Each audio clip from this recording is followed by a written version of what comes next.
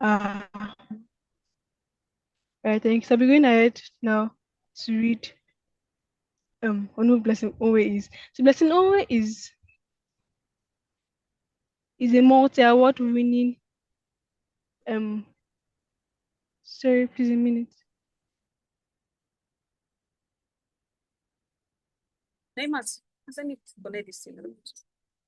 Yes, I can see it better now. Thank you very much. So, Blessing Onwe is a multi-award winning revamp specialist, climate educator, and expert craft facilitator. She's the founder of UPTX Optex, formerly Blessing Enwe Signature, a social enterprise focused on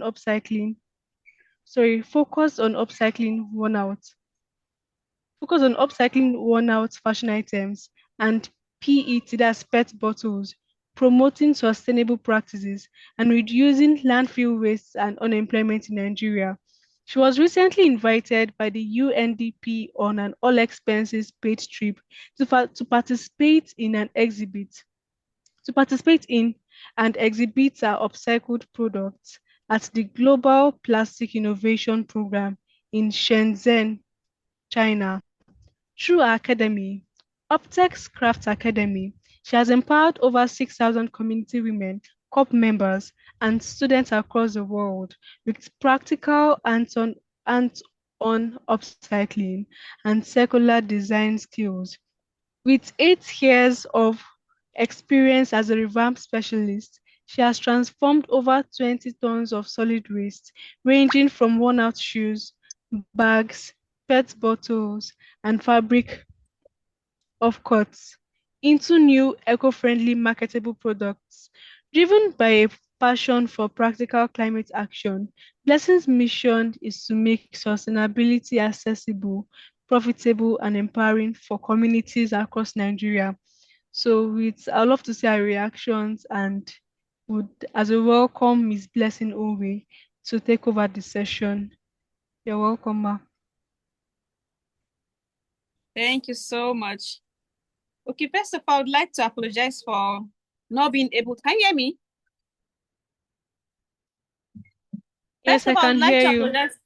I would like to apologize for not being able to hold the session on Sunday. I was actually waiting for the link, but I didn't know that I was supposed to join the other link she sent to me last week.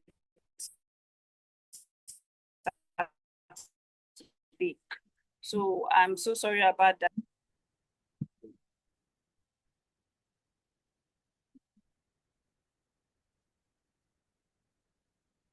Okay. So um,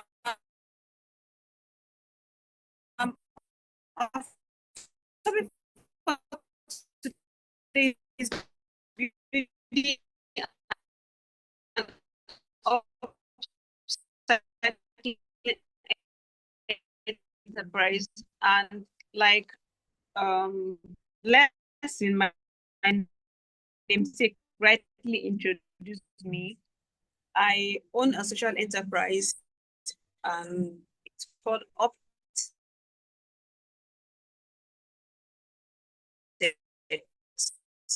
And the reason why we name it Uptex is UPT. That's Uptex, Upcycled, UP,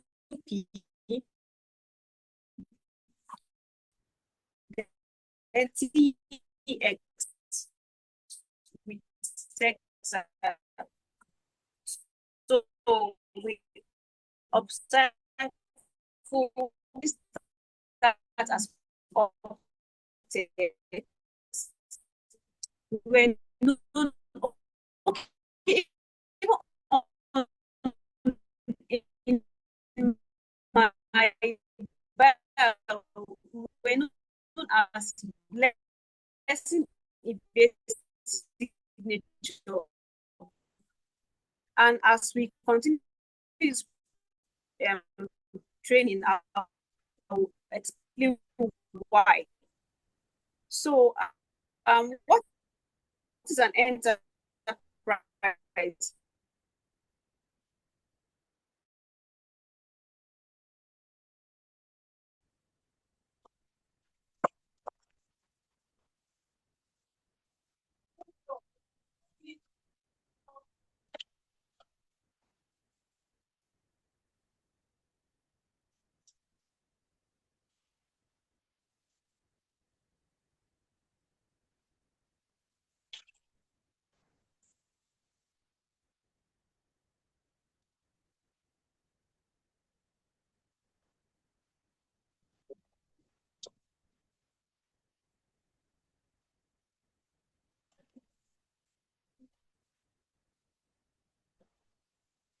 Oh, super scared.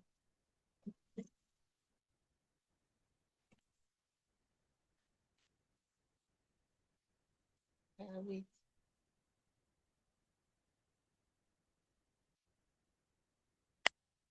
Very weird people out there. No message.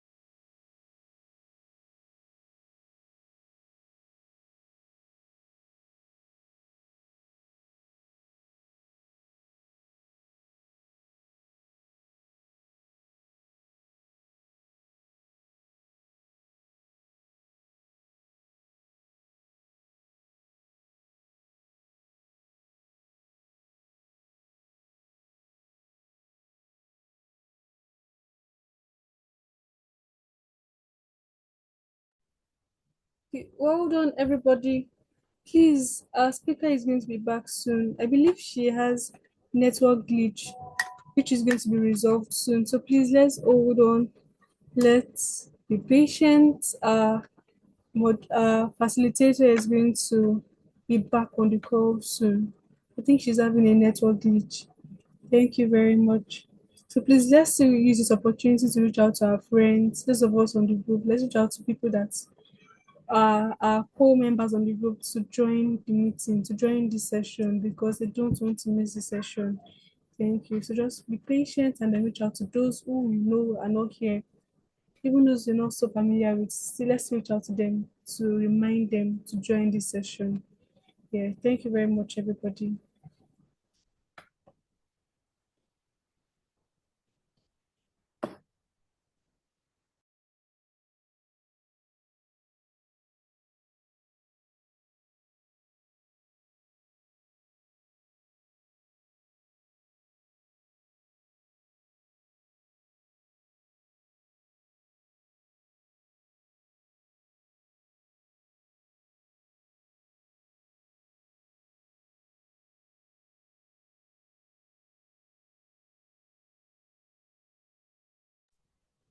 Hold on, so I can see that Sorry, please, two I'm of back. us are going to. Oh, she's back.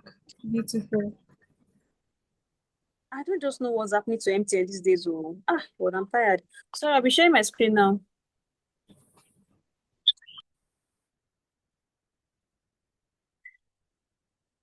So, like I said, an enterprise is the car, right? And business is the fuel. You need fuel to move, but the car decides where you are going. So you could be doing business for, let's say, 5 years, 10 years, and you wouldn't know that you're doing it the wrong way, right? Because what distincts a business from an enterprise, which is an enterprise which is a structured business, what differentiates it from a business just doing business is just the mindset. Do you want to just do business for survival, or you want to do business beyond just survival mindset? Do you want to do business to just, okay, let me just feed myself today, tomorrow, next tomorrow, or you want to build a legacy from what you are already doing now? So that is what will distinct you from an ordinary business person and you as an enterprise. So the next thing is types of enterprise. We have the traditional enterprise, which is a business that focuses only on making profit through buying and selling. An example of a traditional enterprise, there are these maybe people that sell corn on the streets, akara sellers, people that people that do all this petty trade, and they don't really have structure. Structure in the sense that they don't have team, they don't have structure does not mean until you are in the office before you have a structure. Do they have a team? Do they have a team that can do a lot for them? A traditional entrepreneur is just there to let me just make akara today and sell to people, right? But if you are well structured, your thinking will go beyond just survival mode. But a social enterprise is a business that makes an impact on people and planet while making profit. So a social enterprise goes beyond just let me just do business for survival. It goes beyond let me just do business to feed myself or take care of my basic needs. A social enterprise considers impact on people and also on planet. So that is what differentiates a social enterprise from traditional enterprise. Now, a non-profit enterprise is an organized group that solves a problem, but the goal is so the goal of a non-profit enterprise is just okay, let's just solve problem for this community.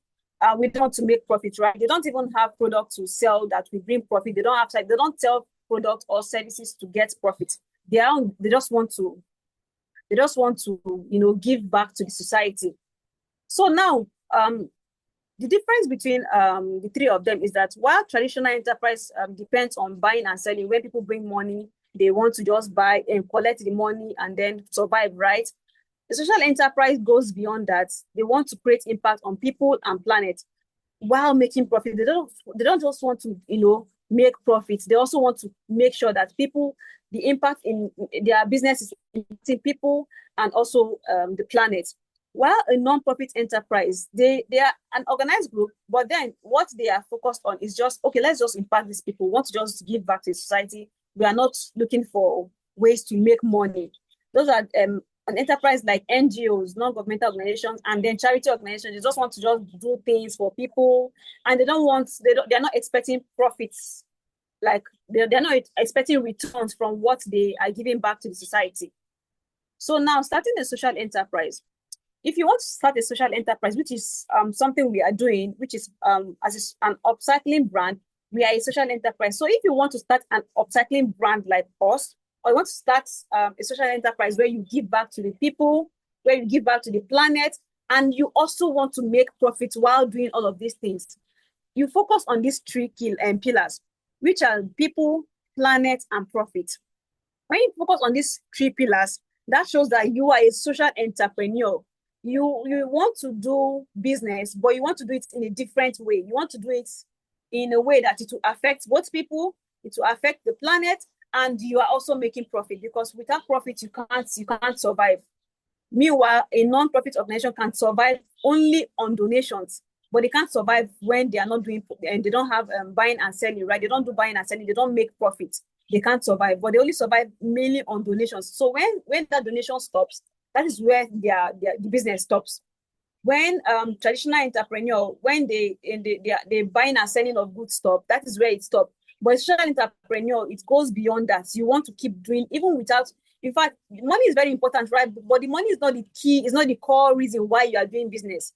Of course, money is important. You need money to do a lot of things. But when you are a social entrepreneur, there are some things that I will even want to do, and I'll be like, okay, it's just inside you. Like, you just want to do it because you want to give back. You want to do it beyond just the money and all of that.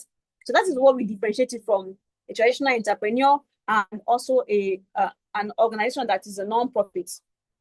So the next point is, the fact is that the world needs real solution, not another problem, right? So as a social entrepreneur, if you're coming in to solve a problem, ensure that you are coming in to solve real problem, not that you're coming in to solve problem that will bring another problem or that will generate another problem. Let's take, for instance, air pollution affecting human health. We still have businesses that do a lot of things that still harm the environment and also the air. It pollutes the air, and of course, when the air is polluted, the human beings around are not safe, it will definitely affect you. Like I said, in the last class, we go to tailor shops and then pick this fabric off cut. Some of these tailors, they burn this fabric off cut because they don't see the part of their duty.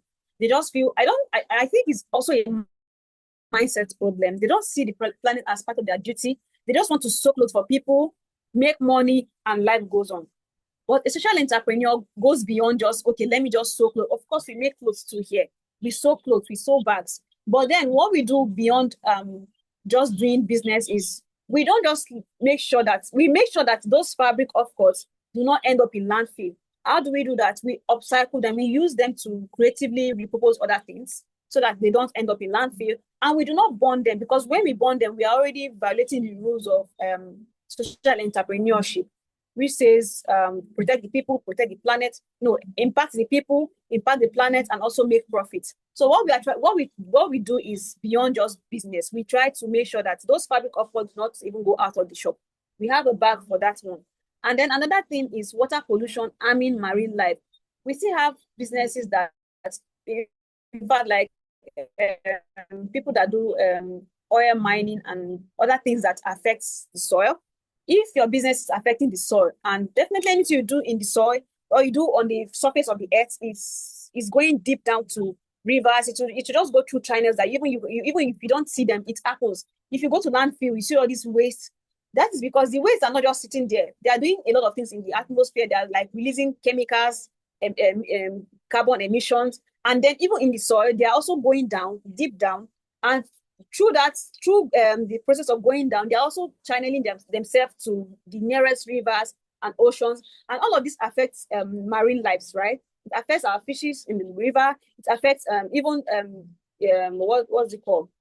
Aquatic animals. So if your solution is to add to this problem, then you are not a social entrepreneur. You just want to add, because adding problem to the problem we already have is not social entrepreneurship.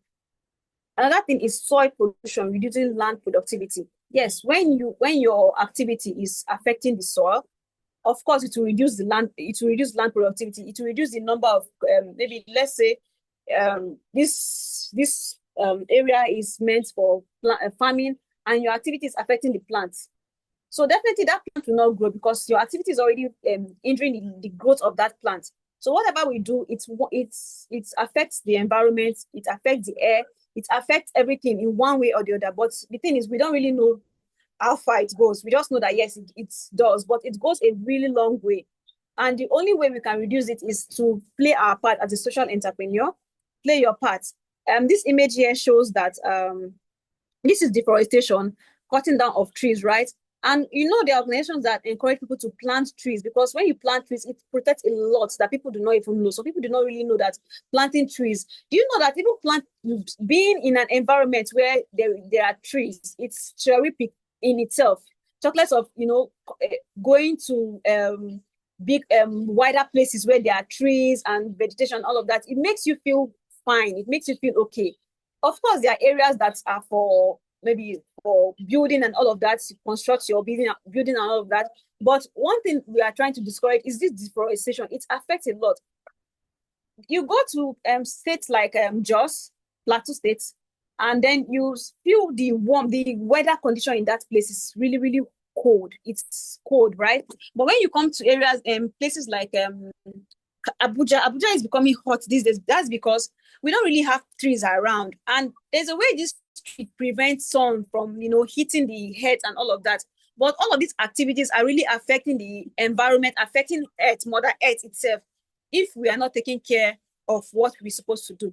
So another thing is this place is looking like a refinery. So that is because what they are doing is releasing gas emission to the atmosphere. It's releasing a lot of chemicals, releasing a lot of harmful chemicals. So all these are not solutions that, of course, these people, they are doing business, they are making profit, and of course they are also employing people, but their activities also affecting the environment. It's affecting the planet. So is as you can see, this road they are breaking, and it's as a result of erosion. is as a result of erosion.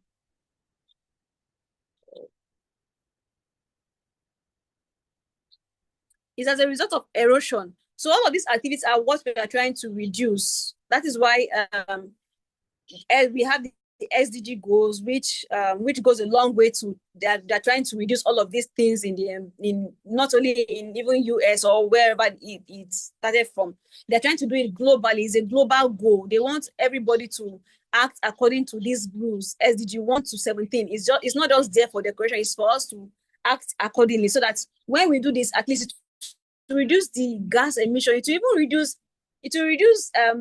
climate change. When we say climate change, it will reduce the things that are happening in the atmosphere. It will reduce even the things that are happening in the soil erosion and all of that, because whatever we do to the earth comes back to us in different ways we cannot even imagine.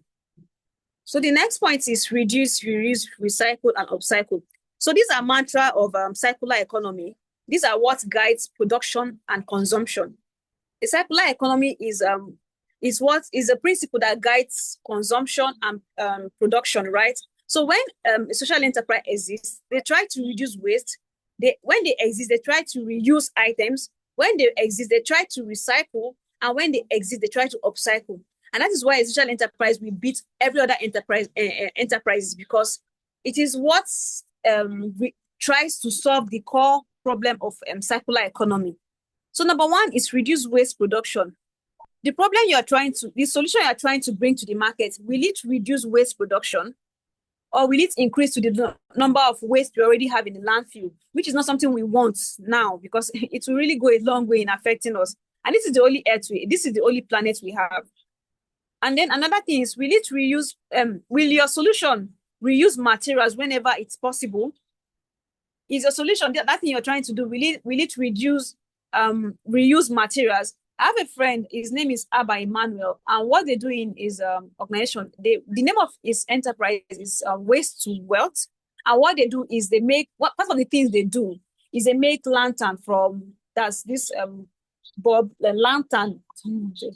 They make bulb lights from PET bottle, and they just do a lot of things. But what they do is they use PET bottle to make this bulb.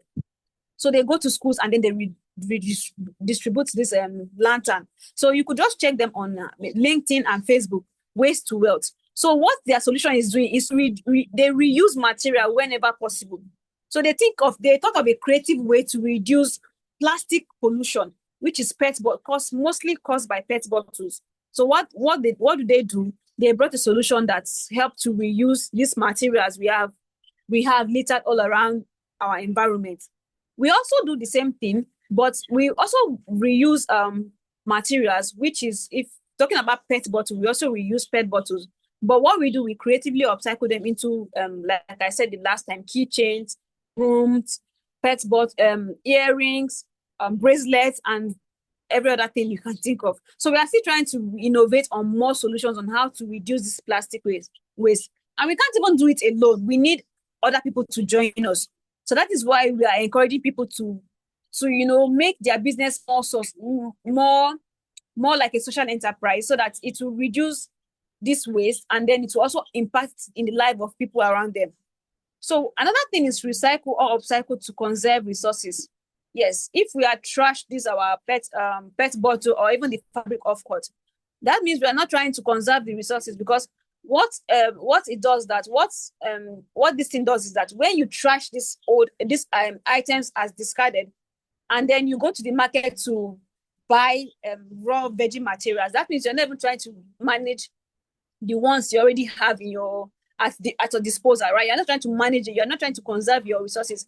And also people that when it comes to production of materials, it takes a lot to produce material. You have to do some coloring. You have to get some people that even use animals. You have to kill, do a lot of things to just produce some things. So, but when you use the ones you already have, you are trying to conserve those resources. Even the water it will take you to color your materials and all of that. When you don't do that, you are conserving that water. You are managing what you already have in your environment, what we already have in circulation. So that is what circular economy is. And then I made an example from here. I said from fabric to durable products. from rice briquettes to charcoal. We have organizations that make charcoal from rice briquettes that's back of rice. This when you peel rice, for people that are into agro processing, when you peel rice, remove the chaff, that chaff they use it to make charcoal. And that is another way of conserving our resources, because charcoal normally is made from when you burn wood, when you burn trees and all of that, you get your charcoal from it, right? So you are trying to conserve our resources, because you will need to cut down trees to burn and then make charcoal from it. But what circular economy is encouraging us is to make sure that we use what the little we already have, which is even the rice briquette, because most of these farmers, they throw this, when they throw this rice briquettes, we have people that already know that these are not waste, so these are another raw material for another production. So what they do is they pick this rice briquette, or they go to these organizations and then collect this rice briquette, and then they turn them to charcoal, which for me, and this charcoal is even more better than the normal charcoal we have in the market, like the firewood charcoal we have, because when you light this rice briquette, it doesn't bring out smoke. It doesn't bring out smoke and then disrupt the whole environment. But then it will just conserve the whole energy you are trying to, light up to make whatever. Maybe you're trying to grill something or cook something. So when you burn down the briquette, it reduces the amount of smoke that goes up in the atmosphere. So starting an upcycling brand, first of all, you find the problem, like I said, plus your solution. So when you find a problem, is when you find a problem that you know that, okay, there's a solution to this problem. Because most times people find solution and people do not see it as a solution, because it's not really solving anything. But when you find the problem first, then you find your solution. Is when there is a problem that there's a solution. There can't be a solution without a problem. So that is why, first of all, you need to find the problem plus your solution. So the next thing is map out plans on how to make money, impact the people and planet.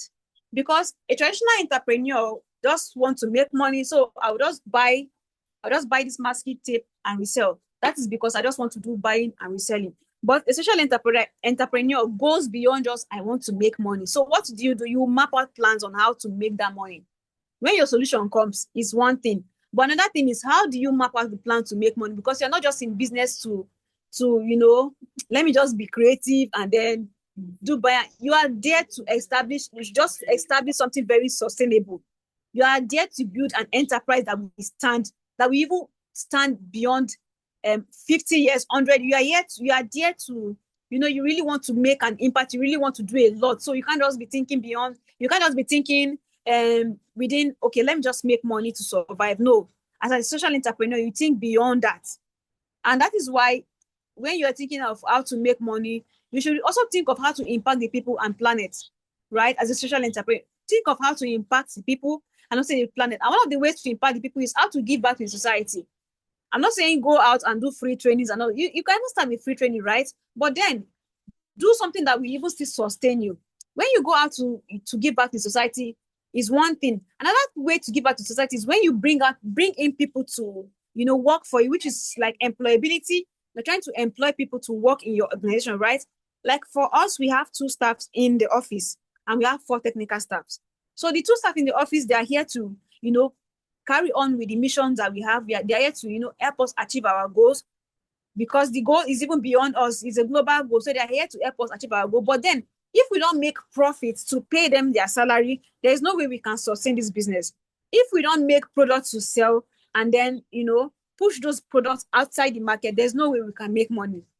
But that does not mean we're not making impact, right? Because even employing them alone is another impact in its own.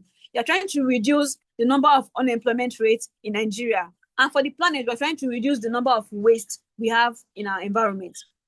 And then talk to people about your plan. Yes, it's also good that when you have a plan, when you have, you already have your problem, right? And then you have your solution, and then you are already mapping out how to make money. Please talk to people about these things you are doing, because you never can tell whose idea or whose advice will just boost, or I don't really know how to put it, but you never can tell whose advice will just spark out something in you.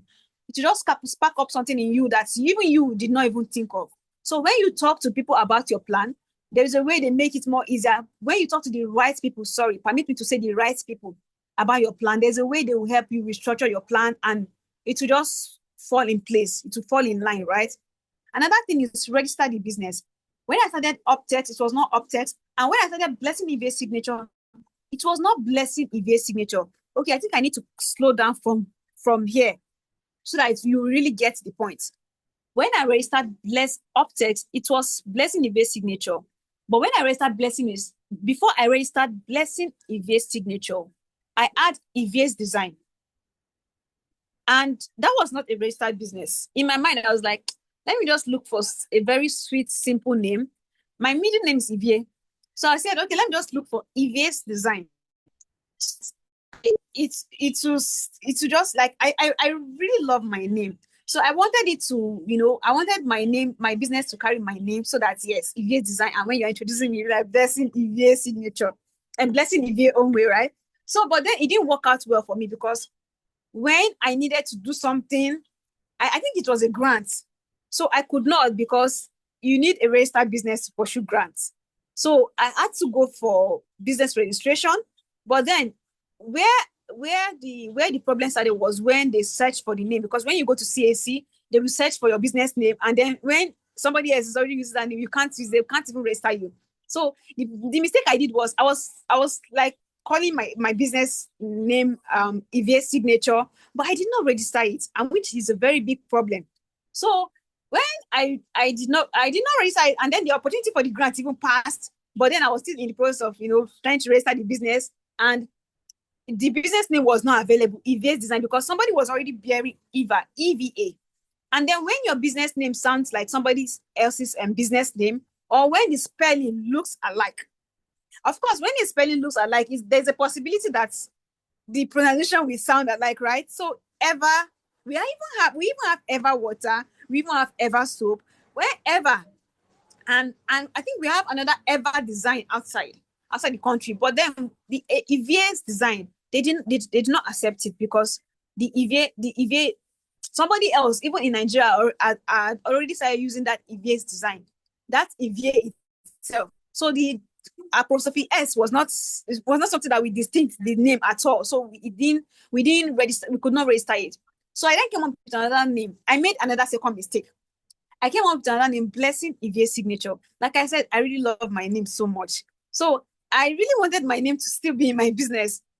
Then I registered. That one was successful because, like I said, Onwe's Design and Blessing Onwe Signature are two different things. So the CAC approved Blessing Onwe Signature, and we registered, right? But then mistake number 3, we registered as a business name and not a limited liability, which they are two different things. Registering as a business name and registering as a limited liability, they are two different things. So when we registered as a business name, it restricted a lot. We could not do a lot because business name will not take you that far, like a limited liability. There, it will cause a lot of limitations. You won't be able to do a lot because you are a business name, because you registered as a business name. So if you have not registered your business, I would advise you to please slow down, think very well before you register it. And I'll still tell you why you should slow down when we continue, right? So another thing, after the Blessing Onwe Signature, I found it really difficult because I knew that, yes, that thing was a limitation, right? So I found it very difficult to rebrand. I found it very difficult. So I have friends like that. Abba Emmanuel I told you about is a very good friend to me. So I still reach out to him. I said, I know my name is really causing a lot of it's really blocking a lot of blessings. So like, it's really not making me to scale. It's really not making me to, it's not really putting me out. It's not really putting what we do out there. So he now came up with a name. He now said, what about Green Bridge Africa, or Green Weave Africa also? So we searched for the name and it was already taken. So I now said, wait, but I upcycle, right? I want something that the moment I mention my business name, it's just sync. Even if it doesn't sync like sync down very well, but people should be able to guess what we are all about, right? So that's where Uptext came from. Upcycle with Texile. But then we registered as a business, as a limited liability, not a business name. And the reason is because, like I said, a business name will restrict a lot. It will limit your growth. Let me just put it that way. So it will not really make you, it will not help you. It will limit a lot. So you need it to be a limited liability, please. So we registered in the Optex. And then we have another organization, Optex by Urea. That is in is it UK or US? But it didn't still stop us from registering in Nigeria because, of course, Nigeria, we are registered, we are a legal entity now. So nobody can come and say, hey, this, that. And it's not even something that they'll say, okay, we've trademarked this. Optex and Optex by Urea, they are two different things, right? If somebody has registered Blessing and me, I registered Blessing Eve signature or Blessing by Peter or Blessing by Paul or Peter, they are two different things. So it didn't restrict anything from our registration. So we were able to register as a limited liability. Now, another thing is build your MVP. Now you have a registered business, right? Because of course you need to be legal. You need to do business legally.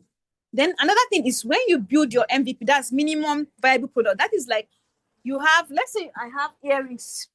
I have earrings here. My solution is using fabric of course to make earrings. The solution could be different, right? But then you need to test this solution. Is it something that people will want to subscribe to? Is it something that is really good for people? Because sometimes we will design solutions and we'll not even know that solution is a problem until we mass produce them and then people start complaining. Then it will now bounce back to you. That means it will take you another maybe more funds to clear some of this problem. Because imagine if you mass produce these earrings, like 500,000 of this earring, and then people start complaining that, oh, the hook is not strong, the earring is too this, is too that. People start complaining, right? It will really restrict a lot because people will not. It will reduce your revenue. People are not buying. When people are not buying things from you, it will reduce your revenue, right? And it will not help you scale because it's when you push product outside and you make money, that you now use that money, you now generate more funds from that same money, right? You put it back into your business to make more money. So if people are already complaining about the mass production you've done, it's a loss to you because you have to go back to your drawing board and then get it right. So what's build your MVP? Have a try to mass produce, try to scale immediately, like skyrockets your solution. No, try to make 5 of these things. When you make 5 of it, you could also give it out as free. We have organizations that just make products for maybe from the first batch. They just want to sell, they just want to distribute it to family and friends. And that is because it's not like they are in the spirit of, they have the spirit of giveaway. They just want it to be that, okay, we want to hear your feedback. There are people that make spices. We want to hear your feedback from these spices we've made. Then we go as far as giving this out for free for people to just give them a feedback so that feedback will help them to correct whatever needs to be corrected before they mass produce. So that is what build your MVP is. If you don't build it, if you don't go to people, if you don't build your solution well for it to scale, it will not scale. It will just become another failed project, right? It just become, okay, another project that, okay, it's a good idea, but it didn't scale because people are doing. Recently, some people started complaining about a particular pad, lady sanitary pad, and for me, I feel that is another means of feedback to that company. What they need to do is just to go back to the drawing board and then think of a better way to serve their customers. When I started Optex, people complained. Yes, people, because we started with revamping of shoes, upcycling of shoes and bags. And we had a lot of feedback from people. And that is because, we didn't really start mass producing revamped shoes, right? We've started with service. And even in your service, there could be error in your service. In the service you ran, there could be error. So one of the errors we encountered was the shoe. When we finished revamping the shoe and then we tried to fix it, we use evosti gum and then we use super glue to glue it, right? But beyond that, we didn't think of stitching the shoe instead of using glue, because there's some shoes that glue will not work. So at first it looked really fine until we started giving our clients their item, and then they started complaining that, oh, the shoe you made for me, I wore it to the church, and then the thing pulled out. It embarrassed me. Somebody told me that she carried a trolley box to the airport, and the zip opened. So those feedback, we took it really seriously, because if you don't take feedback seriously, it's just you telling yourself, I'm not ready to scale. It's you telling yourself, I have a solution. If I don't want, it's you telling yourself, I'm not even ready for growth, right? So one thing we learned from that is that we had to go back to our drawing board. We had to go back. We had to learn. I personally had to learn how to stitch shoes, like use shoemaker thread and their needle to stitch shoe, because there was a problem. And even though we already had a solution to the problem, the solution was not really tangible. It was not really concrete. It was not really something that we can boast that we already have a solution in the market. So we had to go back to the drawing board. And then the next one is calculate cost of materials and general operations. Yes. When we started, I did not know how to calculate. I'll just see a shoe and I'll tell you, 5,000 naira. I'll even tell you, 2,500. Only for me to get to the market, and I'll hear that the material I want to use, because we use, when we started newly, we were focused on using 70% virgin materials. We go to the market to buy materials, 70%, and then the main 30%, we just use it to maybe buy fabric, of course. But things has changed now. Like I said, there will be a lot of challenges, and you will encounter some problems that you yourself, that it will not help you scale. So you have to go back to the drawing board. And of course, we still use virgin materials, right? But then what we use there, they are not the core materials we use. They're not materials that we say, okay, if it's not this one, we use other materials. We combine a lot of things to make sure that these things we are saying they are upcycled product or they are sustainable. They really can withstand a lot of things. When we want to make bag and we use fabric, of course, we could also use there's this piping they use when you want to make school bag. There's this pipe they use to, there's this material they use to pipe this. So that could also be a virgin material that we help that raw material to stand well. That we have that raw material to, to be very firm, to be very strong. We also add padding, we also add shoe soles and all of that. So those are things that just make our products very strong. But that does not mean that we are not still doing what we ought to do, right?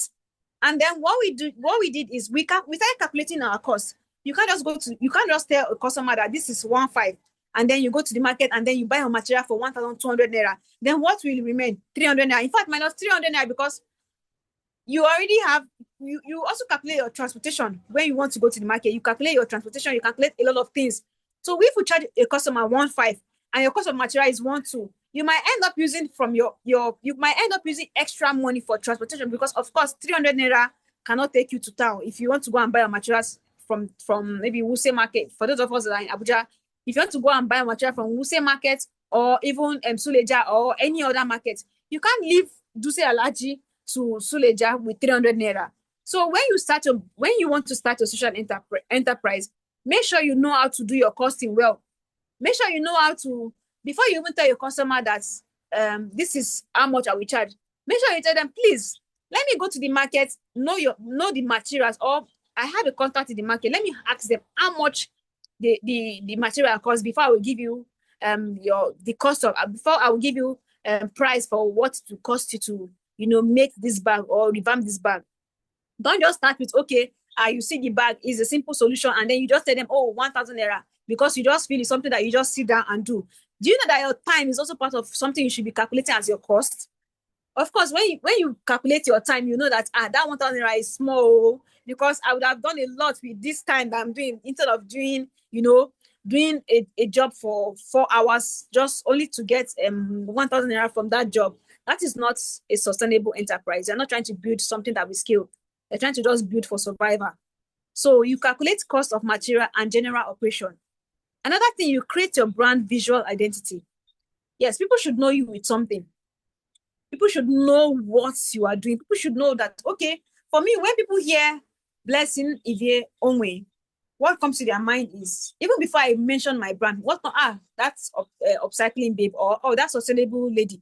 They already know that's sustainability lady, because they know that what I do is around sustainability, is around waste management, is around circular economy, which also has to do with, protecting anything that has to do with circular economy, reduce, reuse, recycle, upcycle, make impact on people and planet. That is what people knows me at.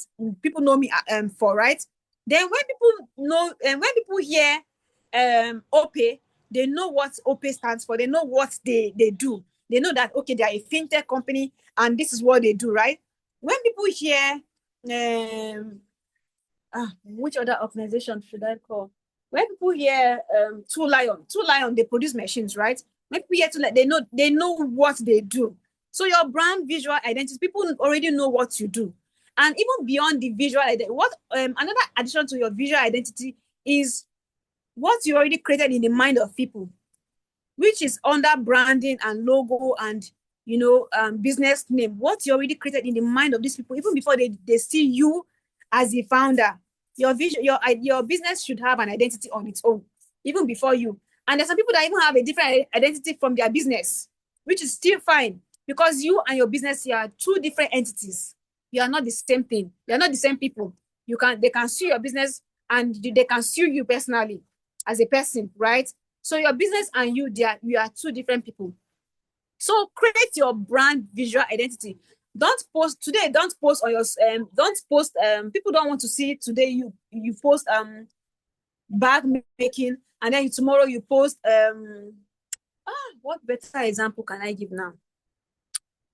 Today you post that you're making bag, and then tomorrow you are planting planting trees still even under sustainability. Tomorrow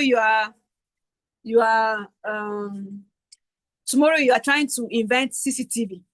Even it could be from pet bottle, right? I'm trying to look for a better example to give in such a way that posting about politics. Thank you, Grace. Oh God, you just saved me from a lot. I'm already sweating trying to think of a very better example. Today you are doing you are a social entrepreneur posting bag and shoe. Tomorrow we see that you're talking about politics. Of course, it's good to talk about politics, but tell us, which one are you doing? Are you doing politics or you are doing business, right? Because when you are doing politics, you are trying to do something entirely different from what you're supposed to be doing, right? Today you are selling shoe. Tomorrow we don't even know what you are doing. So next tomorrow you are a farmer. I'm not saying being I'm not saying being a, what do I even call it? I'm not saying being a serial entrepreneur is bad. It's not bad. But please, we should know the angle you are coming from. We should know you stay one place. Make we know where we feel place you, right? If you don't stay one place, you will confuse us. We will not even know what you are doing. So, like us, they already know we upcycle. We are a sustainability brand. We want to make sure things are, we are trying to do a lot around circular economy. So we are trying to create that identity so that when people even hear our name, they already know what we are doing. So another thing is get your first free customers and partners. And one of the ways to get your first free customers and partners is when you already build that relationship with people with maybe you want to just try to give out something for free. You are trying to also build them up to trust you enough to buy your product, right? So when you get your first free customers and partners, that is when you know that, okay, this thing is really working well. And one of the ways to get a real customers, when you put your product out there and somebody say, okay, I want, the person buys your earring and then return again to buy earring, return again to buy. That means you already have a solid customer. You already have somebody that you can count, you can beat your chest and say, this is my customer. That means you already have something you already have a solution that can be presentable in the market, right? That is where you have your real customers. Your family members, when you dash them those products, they are not first your real customers. Your real customers are those people that can exchange money for whatever you are giving them. They can give you money and you can give them. Those are those are the people that you call my own. There are some family members, of course, they can give you money, say, okay, take, put it in your business. But when you're talking about real customers, people that use your product, they understand what you've built. They understand the solution that is in the market. Those are your real customers. Because your family members that will give you money, they're like, okay, your investors, they're like your angel investors, your partners, even your partners, or even your support system, right? They really want it to grow. But your real customers are those people that will come back with their own money and say, okay, I want your products. And your real partners are those people that will say, okay, take this money and invest in your business because you're already seen that, okay, your solution is something that can scale. Your solution is something that can bring returns. Where I take this money, put it in your business. That time you already know that, okay, you're doing something really right. And your partners could be people, grant organizations, right? Organizations they're already giving you money to finance your business. That was, I think, 2 months. Was it 2 months or 1 month ago? We won 1.6 M from our organization, and that is because for them to give us that money, they've already seen that, okay, our solution is something that is what they want. This is something that they want. It's something that is really impacting people, planet, and it's something that we even give returns after they even stop funding us. Because one thing with traditional entrepreneurship is that when the money stops coming, the business automatically breaks down, right? But a social entrepreneur can even sustain itself even beyond that grants, beyond the money the grant organization will give you. You can sustain yourself. But they're only giving you that money so that it will boost your business, right? It will just boost it up so that even if you want to do something, it will just speed up the whole process for you. That is why they are giving you that money. They really believe in your solution. That is why they're giving you, even your partners believe in your solution. That's why they're giving you that money to scale up. And even your real customers believe in your solution. That's why they are paying so that you keep giving out that solution to them in the market. Another way is measure your impact. And how do you measure your impact? You measure your impact by the number of people you've trained. You measure impact by the number of people that are already skilled. Like when you train them, they even beyond the training, we also have another area where you measure your impact by people that are already doing that business you are doing because you train them, right? You also measure your impact by people that you've employed in your organization. When you employ people, you measure that impact by, okay, we employed 500 people this year. That is another impact. That's another way of measuring impact. And when you partner with organization, you say we partner with several organizations this month. That is another way of you are measuring your impact. Because for people to partner with you, that means they already believe in what you are doing. And you need to measure this impact because grant organizations, they want to see that, yes, you are really doing something. They want to see that proof that you're doing something. So if you don't measure this impact, if we don't tell people that, okay, we train 50 people in Jurumi IDP camp, if we don't tell people that, okay, we employ 500 people XYZ year, people will not really know that we are making impact. So you need to measure it. It's not pride. You need to measure that impact so that people that will want to fund your organization, we know that something is really happening in your organization. If you don't measure it, people will not know. Another way to measure impact is by the kg of waste. From my bio, you could see that I've upcycled over 20 tons. That is because I've lost count of how many tons of waste. I've lost count of how many tons of waste we've upcycled, right? So at least we have a figure, right? 20 tons, over 20 tons. That's because we started counting, we started measuring these things by kilogram. We use our scale to measure these things by kilogram. So we are trying to make people see that, okay, we are doing this. What do you want? Oh, okay. Let me connect it to the lights directly. We're trying to make people know that we measure these impacts. Sorry. We are also doing something.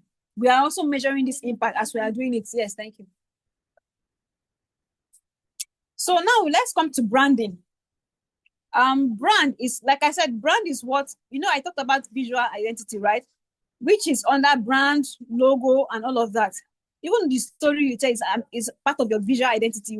How you want people to see, what you want people to see, how you want them to feel is part of the whole visual identity. But now let's narrow it down to branding. Branding is the strategy. But before the strategy, there's a brand, right? There's a brand that already existed before the strategy, right? So now brand is what people feel and remember about you when you are not in the room. What is the name of your brand? What is your brand? When you hear people, what is your brand? What's the name of this? There are things that people feel or they just want to remember you with. When they just think of it, they just feel it. Say, this is this person, this is what they do. That is what people remember you with, right? It's something that people feel and then they remember. They don't just want to feel it, they want to remember it, right? That means that you are doing something really right for people to see, to feel, and then remember. Because for the sanitary pad company I talked about, yeah, people saw their product, right? They feel it, they've seen it, they feel it, But now another thing is, what do they remember it for?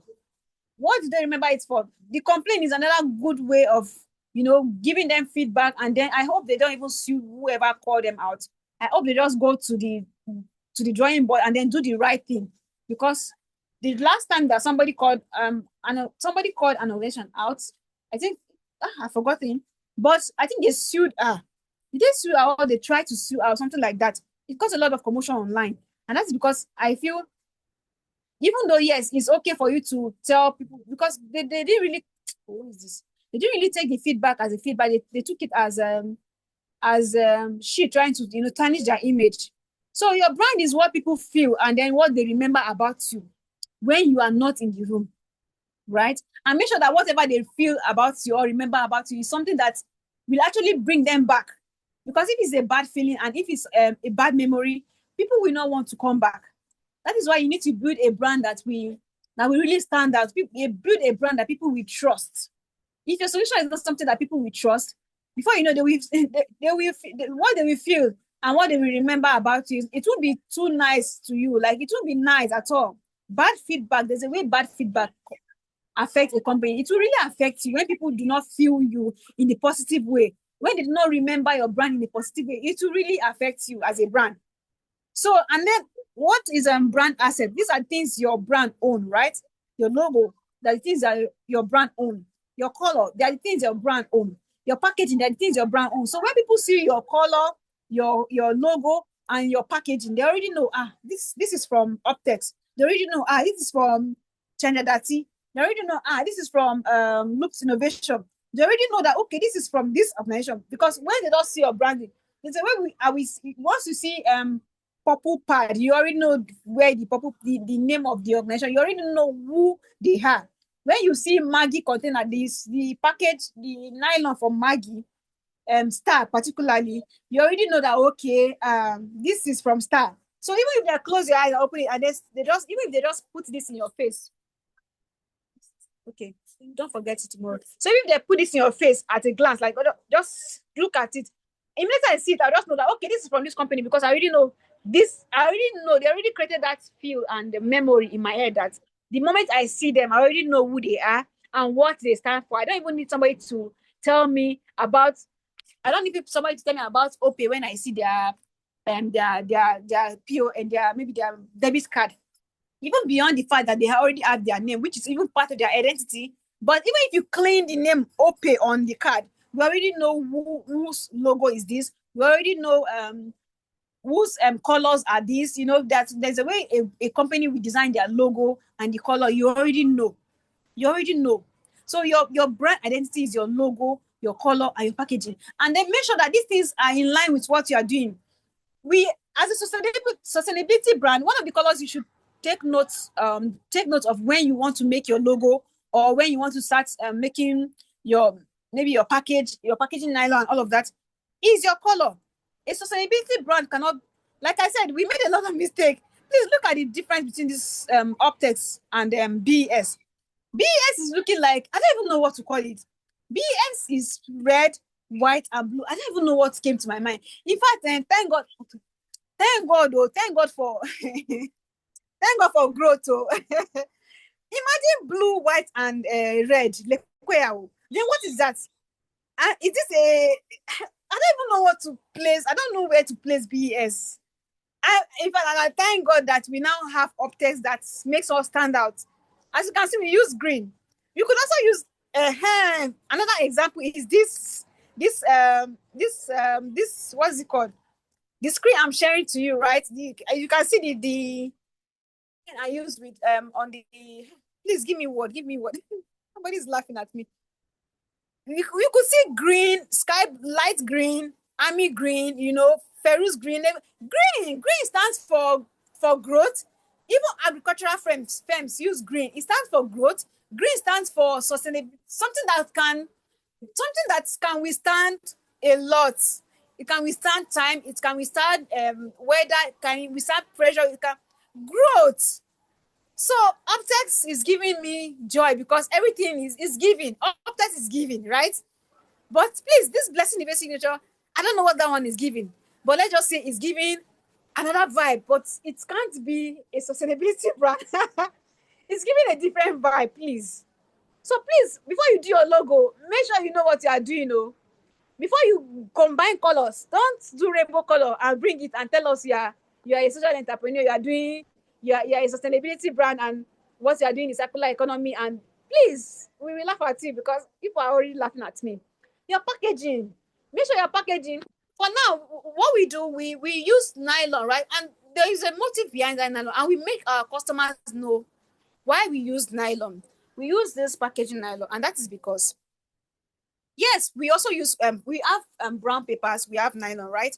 But what we do is those the nylon itself, our product is so good to the extent that our upcycle product is so good to the extent that when you put it inside nylon, just like your leather bag, when you put your leather bag inside nylon and it absorbs heat, it will peel. And then when you put it inside open air and it absorbs too much air, too much cold, it will crack. We understand this problem. Now, our solution is this. We use fabric. We use leather fabric and not leather material. They are two different things. So the fabric you use can withstand the test of time. It can stand for over 10 years. If we upcycle a product with those products, with our materials, any product we upcycle, we stand for over 10 years, over 20 years.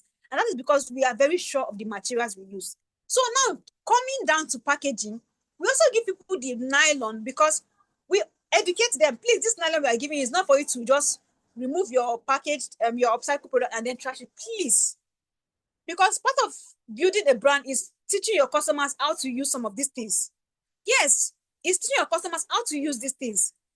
Teaching them how to, after we give you your package inside your nylon, like I said, we also have brown papers, right? But after we give you your package inside your nylon, please don't go and trash that package. Don't go and trash, that nylon. The nylon is for you to keep your package in it. Even when you want to drop your shoe in your wardrobe, please, it should be in the nylon. That is because we are trying to, we want it to, we don't want your package to be, your item to be dusty. We don't want your item to be, we are trying to protect your item. We are not giving you that nylon to, use and then trash. So when we talk to people, we try to make them understand that, see, we are giving you this thing. We are not just giving you to, use it and trash. We are giving you so that you put your product inside, and then so that it will not be exposed to dust, right? So when we give people our packaging nylon, we explain this thing to them. So when we do our packaging with nylon, we have a reason for that. I can beat my chest that we have reason. Like I can stand in any room and tell you that we have reason why we are doing this. And this is the reason I just told you guys. We tell them we don't just give you this thing to trash out. Please try and make sure that as we are giving you this thing, the way we do it is that we tell them that if you don't put your bag inside this nylon, it will become dusty. And most of these things, you're not supposed to use sponge to come and be scrubbing your fabric and fabric made products. Because sponge will make it tread. So it's part of we trying to educate our customers on how to package their items. So beyond just giving them this packaging nylon, we are not just putting it in the hands of people that will not take care of it. No, we know our customers. We are giving them these things so that they will also take care of the nylon we are giving them, right? And another thing is brand presence, your social media presence. In fact, I'm still struggling because for now I'm still doing the social media thing, right? And I'm still struggling with social media because you need to be intentional with it. I'm telling you guys my weakness now because I am not perfect. I'm not perfect. You need to be intentional with your business. This I'm telling you, I'm also telling it to myself because I try to, post. And I'm even better now because when I started, yes, of course I post, but even in posting, you need to be intentional with your posting. You don't just post because you want to post. You post because you want to educate. You post because you want to tell a story. You post because you want people to see what you are doing more. You post because you want to create that trust. You want people to trust you more. So posting is beyond I want to post. Posting is beyond I want to show up. Showing up is one thing, but posting with intentionality is another thing, right? You need to post with intentionality. You need to post your business, tell people about what you do, be on social media with a reason. Talking about politics and talking about, posting business and politics. It's good to talk about politics, right? Of course, if our leaders are not doing well, we talk about it. But people should not, that should not be a core post. Like you should not be, you cannot be posting five bag 20 politics. Even 5 bag 1 politics is wrong. You have to people need to know where you stand. Differentiate the two, please. We don't want to see you A, B, C. Please differentiate the two. And that is why even at Optex, we have Optex Craft Academy. Even though sometimes we post and then we collaborate with Optex, Optex Craft Academy posts and collaborates with Optex because we want to still reach a wider audience, right? But that does not mean that we are trying to deviate from what we are trying to do. We have the academy for a reason. And each time we go out for trainings, we post on the academy page because when we want people to come to the page and see our trainings, we want people to come to the page and just know exactly what we are doing. Some of you are on social media, but before we will see your product, before we will see, I'm holding this word because we played words today. So before we see, yes, sometimes we just want to just relax because sometimes we just need that relaxation. So today people will see you posting words or posting earring, and then before they will see earring, now it would be like after 5 posts of something else before your earrings. So that way you are not even trying to you can't capture audience with that post. You can't capture returning audience with that post because we have people that I follow, but there are people that I follow them, and then it will take a while for me to see their post, not because they are not online, but because even though I go to their page, I'm not seeing what they are supposed to post, right? They are not building that online presence.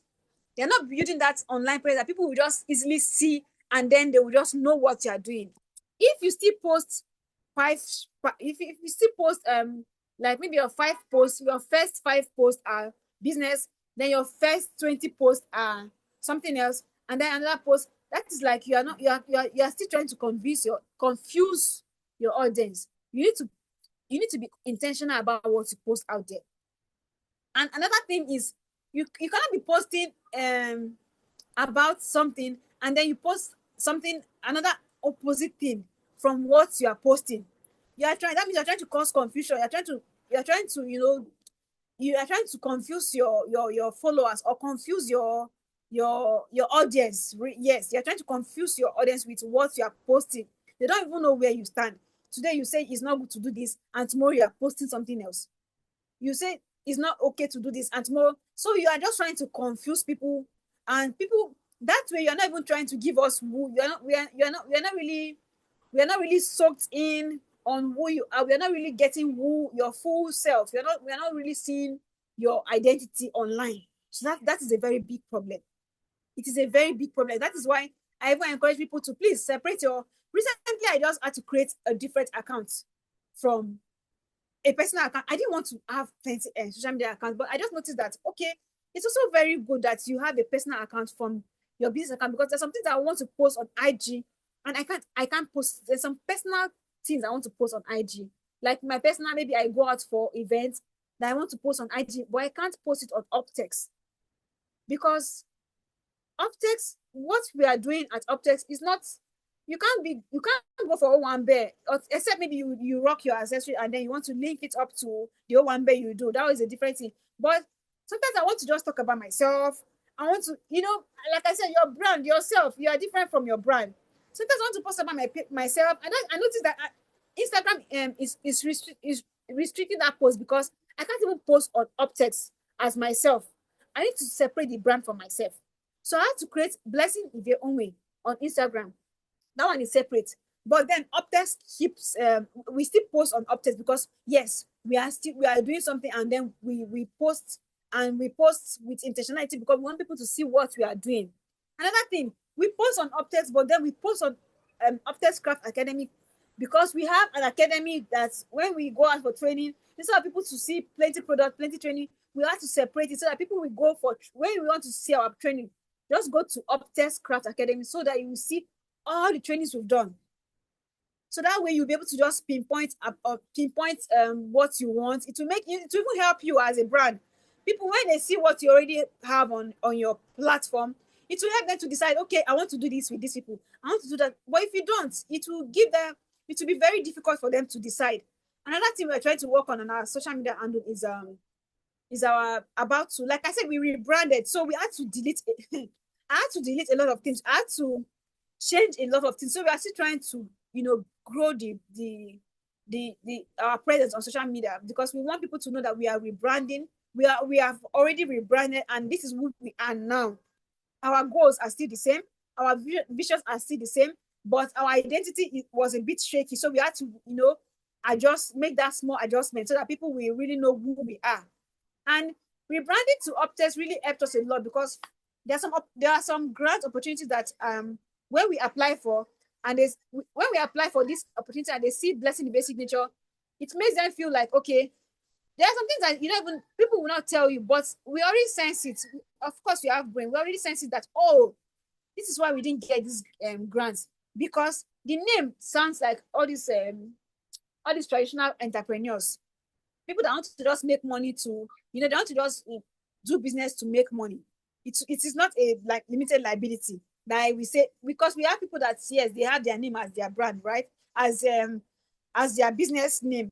But what's really the thing is that if you don't make a name that will stand out, that will make people to remember you for who you are, it will be very difficult for them to even remember your name, first of all, before they remember what you do. And sometimes when people want to pronounce the name Blessing, they're like, Blessing Ever, and the way they go on social media, they try to, spell the name, and then it's giving them something else. So this rebrand from Blessing Basic Nature to Uptext really made us stand out a lot. And the opportunities we are even, applying for is really helping us, because when they see Uptext, they already know it's upcycled. They already know it's textile because of the TEX. They already know things about us, even before they read our application. They already know what we stand for. But Blessing the Basic Nature is still giving it this personal vibe, personal business vibe, right? And then in conclusion, you need to build a team that understands the goal and vision of your enterprise. So any person we bring, maybe an applicant we bring to the office, people, when we put out an application, people come to the office for interview, right? So before we accept you as our employee, what we try to do is we try to let you know what we stand for. We try to let you know the goals we want to achieve. We try to, just like, is it orientation, I will call it, or just when a new staff joins an organization, right? Like Tony Elimelech organization. I don't want to even talk about that myself. But when a new staff joins the organization, right, you want to try to give them orientation so that they will understand you people better. They are new. They don't really know you. Even though we know OPE, we know all of that. If I want to join OPE tomorrow, they will need to sit me down and tell me about their organization. I will need to understand their core values. I will need to understand what they are about. Beyond being a fintech, there's some things, there's some core values they have. There's some things they own dearly. And I need to know those things. So before you build your brand, make sure that your team, there are people that, yes, they really understand it.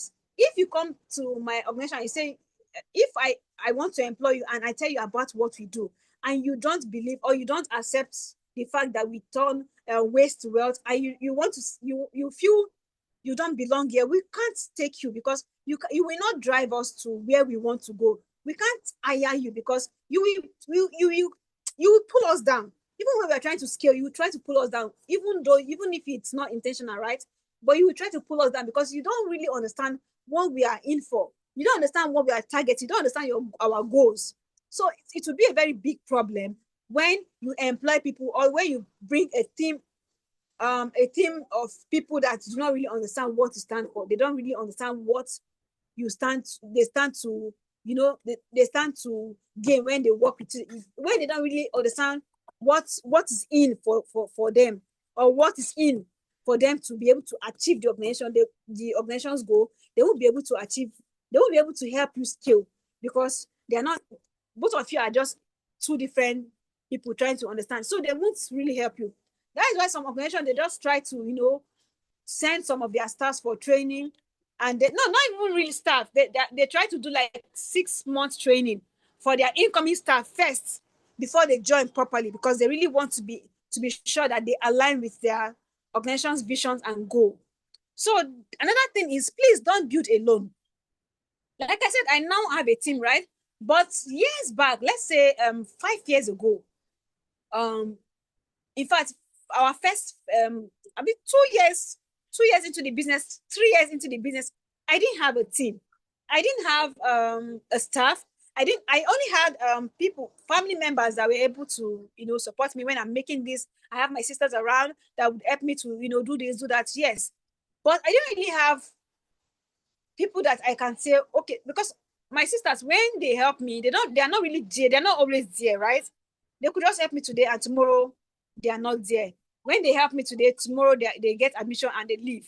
So they are not really my team. I can't call them team. Even though, yes, they help me a lot. But I was not really confident enough to call them my team because they were not really they were not fully involved in the whole process. So the thing is, when you build alone, it will not help you fly. You can't even solve, you can't do business alone. It will help you grow. It will help you scale. It will help you fly because only you cannot be doing everything alone, right? Only you cannot be doing this, doing that. I'm doing just a number of things on my own, but I still have two people in the shop here that when I'm supposed to do this, they're already doing that, right? As I'm doing this, they are doing that. As I'm already delegating responsibility, delegating roles, delegating, assigning duties to them. So they already know what they're supposed to do. Even when I'm not in the shop, the business can still move on. Even when I was out, okay, yesterday I was out, I was at the presidential villa, and for an award night, they invited me for an award, and luckily we were awarded. So while I was away, right, the main thing why I shared this is that while I was away, they were in the shop doing something. They were in the shop, ensuring that yes, customers' orders are being taken care of. They were in shop trying to, do things. Business was still going on. So when you build alone, you can't scale. While I was away, money was still coming in because 3 people brought their bags, and when they brought their bag, they deposited money for the bag. And then when they deposited, I was receiving alerts even when I was not in the shop. So it shows that yes, I don't necessarily need to be there for business to move. And another thing, if you want to scale up, you build alone, you can't scale up because you will be overwhelmed with the work. You are doing this today, only you are doing this today, only you will go to the market to buy this, you come back. I used to be that person. And then I end up falling sick because I want to do everything myself. I didn't, yeah, first of all, you want to manage funds, right? Because of course you can't just bring in team members without remuneration, right? You want to pay them salary, you want to give them bonuses and all of that. So at first I was struggling to, you need to at least balance to an extent before you bring in people, because if you bring in people that you can't sustain, it will not be another bad record from you that okay, they're not paying salary and all of that. So I didn't want that. I had to like scale up to an extent before I started employing people, because salary said when you calculate it, you'll be like, I better go. But then it's also good that yes, along the line we grew, right? We grew, and then we were able to start employing people. So if you can do 2, 3, 4 employees, please do. It will still help you. And make sure you're intentional about people you employ, because you could also employ 5, 10, 50 people and you're not getting returns. You employ 20 people and they're not giving you the returns. At the end of the day, you use from your pocket to pay salary. You're not doing business. You are doing giveaway. I don't know if you are Obi Kubana or you are doing giveaway, seriously, because you're not gaining something. So if the people you are employing are not being productive, they're not, increasing your productivity, they're not increasing revenue, that means we are not really doing business. So as you even do the business, you will learn a lot on your own, even before meeting a mentor. You will learn a lot on your own. I learned a lot on my own, and because of those things I learned, I had to start thinking. I in fact I had to sit down and think. But another way you could also help yourself is when you don't build alone. When you have your team, right, it will help you to. It will reduce the stress when it comes to thinking. You already have people that are helping you to think. It will reduce that stress of thinking, because thinking alone is another work on its own. So when you have team around you, there's some things I want to do. I'll be like, okay, Peculiar, what do you think we should do to this thing? Or Naimat, what do you think? You understand? So I already have people on ground that I can just easily say, okay, what do you think? I don't have to think too much. So that time I'll be using to think for 5 days, 10 days. I'll use it to do another thing. That time, that's 5 days will be used to, it will be used well. I will utilize that 5 days because I won't have to start thinking. We have people that they will work as a think tank too. They are your team. They are there to reduce the stress. They are there to help you. They are there to, make sure that things are going smoothly. So as a young founder or as a startupper, please try to get people that, yes, they will help you reduce the load, right? Before you even start thinking of scaling up, you need people around you that, yes, like I said, salary is another thing, right? But if you can employ one person, or if you have a dedicated volunteer, and the fact that they're volunteering for you does not mean that it will be free. Please, as they are coming in to volunteer for you, please try to give them something. That is another way of building relationship. Try to give them something that even if you call them tomorrow, they can come and still help you. So even as you are trying to build team, even if you don't have, like I said, I have 4 technical teams that I can easily call them, please help me apply for this, help me do this. I can easily call them because we already built that relationship that, okay, maybe if I cannot do something, I have people I can rely on. And it has really helped me a lot. It has helped. And even though there are some people that would say, okay, I still want to grow. I want to know myself. I want to know my brand. Yes, it's still all good, but please, you need people around. Another thing is in building, and another thing is when you are building alone without a mentor, it will still restrict you because part of your team members are your mentors too. Your mentors, your board of advisors, they're also your team members. So when I talk about team members, they're not only people that work with you, like practically work with you, right? They're not people that practically work with you. They're people that even help you to think. They're people that will also offer advice. They'll be like, okay, Blessing, I think this thing is like this. Why don't you do it like this? There are people that also help you to grow. Your mentors that will send you grant opportunities. Mentors that send me grant opportunities, they're also my team members. Mentors that, send me program flyers to go out for programs. They're also my team members. They're also my solid support system because without them, the rooms I've entered, I wouldn't have been able to enter. So please don't build alone. And don't be too prideful to the extent that people cannot correct you, people cannot tell you, oh, this thing you are doing is wrong. Don't be too prideful, you will fall. If you have pride, if people cannot correct you, okay, you produce something today and people cannot tell you that, oh, this thing, of course, there are people that do, what do we call it? Constructive criticism. Yes, that's the word. There are people that will criticize constructively, right? There are people that they are that emotionally intelligent, and we have people that are very annoying, right? But just select people that you listen to. There are people that are very annoying, and even though, yes, even in their annoyance, there are some things that they will say. They will just say it verbally. There are some things that people will say to you that will make sense, right? There's some advice that people will give to you. They are not coming from a point of helping you to grow. They are not coming from that point that they want you to grow. They are coming from that point of, trying to criticize the work you're doing. They're not trying to constructively help you to, grow. They're trying to make sure that they really scatter the work with their mouth. So when you're even talking about mentor, make sure the mentor is somebody that will help you to grow. There are people that are genuinely looking out for you. Those are your mentors. People that, yes, you can easily run to and they will give you good advice. Not people that will tell you to go and secure a loan of 10 million when you're starting newly. When you have not really gone out for training, you have not really experienced entrepreneurship, and they tell you to go and loan 10 million naira.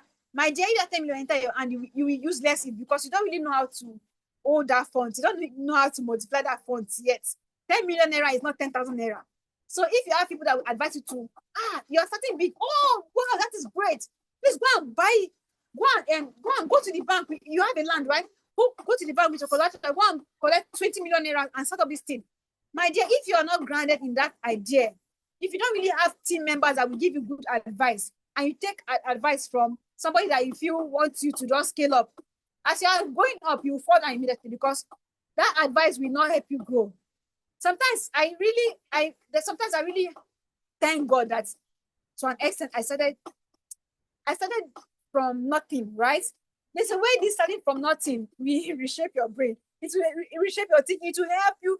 See, you start from nothing and you already have this, I know they give up, you already have this, it's either we win or we win. You already have this mentality of, we are doing this, we have to do this, right? Because person wey no get helper suppose get sense. So when you don't have helper, you don't have people that will help you with 20 million naira, the little you have, you know how to use it well.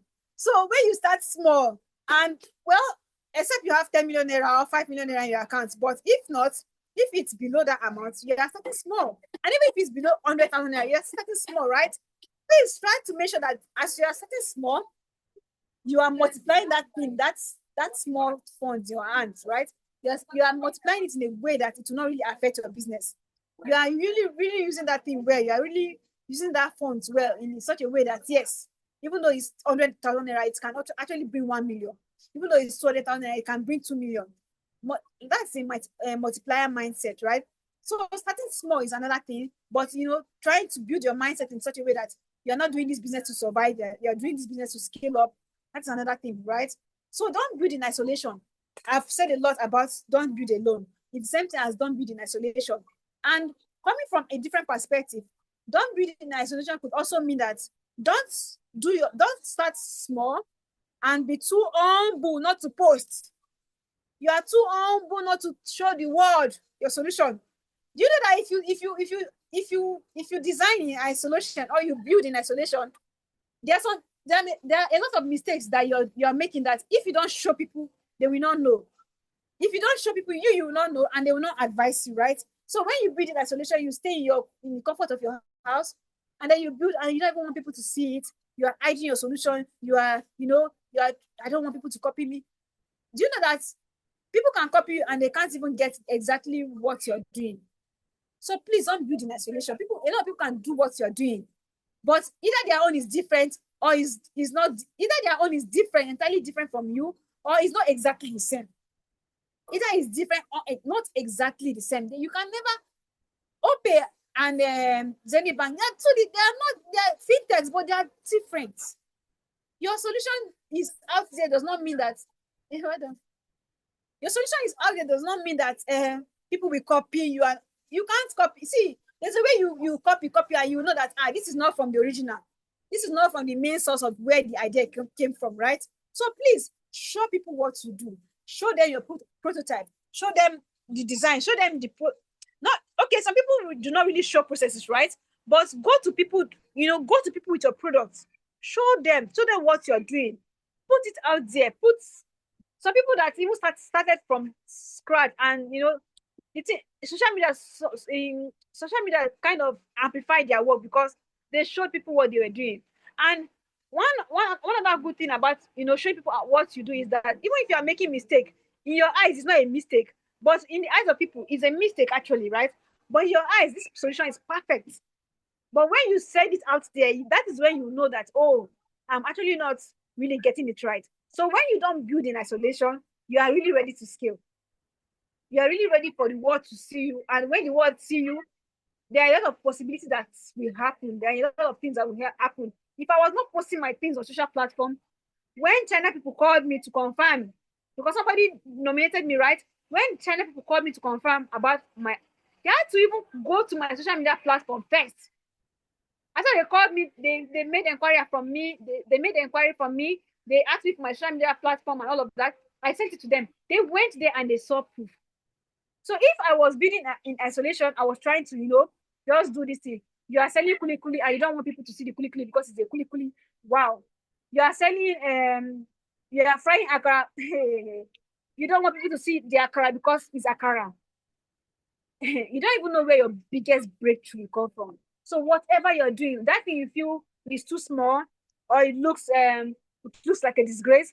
When you see people packing PET bottles, they post. People that do this, they post with pride. The award I was able to get, the video that made me stand up was a video of me shredding my PET bottles, a video of me cutting the PET bottles, transforming into something with my team and all of that. That was the thing that made us receive that award. That was the thing that made us receive this award. That's what made us receive this award yesterday. So if I was not posting, people wouldn't have seen. If I was not posting that and there's no proof, people will not see they do not see anything. So please post. Please don't build in isolation. And please, this is the end. I'm tired. Thank you so much for listening. Thank you so much for listening. Thank you, everybody. I'm tired.